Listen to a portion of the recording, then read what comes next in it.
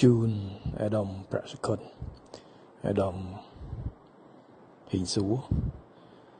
ចេះដោយសារមានសំណួរសំណើជាច្រើនរបស់បងប្អូនពលករយើងដែលកំពុងរស់នៅទៅការនៅប្រទេសថៃដែលចង់វិលត្រឡប់មកកម្ពុជារបស់យើងហើយបងប្អូនខ្លះក៏មានបញ្ហាឯកសារអញ្ចឹងសូមអាដាមឲ្យគូការទៅស្ថានទូតរបស់យើងនៅថៃនៅទីក្រុងបាងកកក៏ដូចជាកុងស៊ុលរបស់យើងនៅសាកែវនិងនៅកន្លែងណាទៀតដែលយើងមានកុងស៊ុលគឺសូមធ្វើយ៉ាងណាឲ្យសម្រួលឯកសារឲ្យគាត់ដើម្បីបានត្រឡប់មកវិញហើយទីប្រឹក្សាពលកររបស់យើងនៅទីនោះក៏ខិតខំសហការជាមួយស្ថានទូតដើម្បីជួយសម្រួលដល់បងប្អូននៅត្រូវត្រឡប់មកកម្ពុជាវិញហើយដើម្បីសួរពេលដែលបងប្អូនមកវិញអាចព្យាយាមដើម្បីភ្ជាប់គាត់ជាមួយនឹងការងារនៅក្នុងស្រុកដែលយើងកំពុងខ្វះកម្លាំងពលកម្មដោយឡែក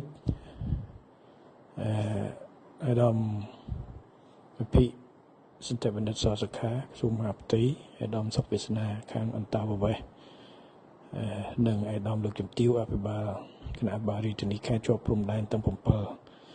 គឺធ្វើយ៉ាងណាដើម្បីជួយសហការក្នុងការសម្រួលប្រជាពលរដ្ឋរបស់យើងដែលត្រឡប់មកវិញមានឬគ្មានឯកសារគឺឲ្យគាត់ចូលមកឲ្យតែជនជាតិខ្មែរបាទជួយសម្រួលឲ្យគាត់ចូលមកហើយសហការជាមួយនឹងខាងអង្គភាពយើងបានត្រៀមរៀបចំរថយន្តក្នុងករណីដែលមកជាកំហុកគឺដើម្បីជួយសម្រួលត្រឡប់ទៅសុខកណើតរបស់គាត់វិញ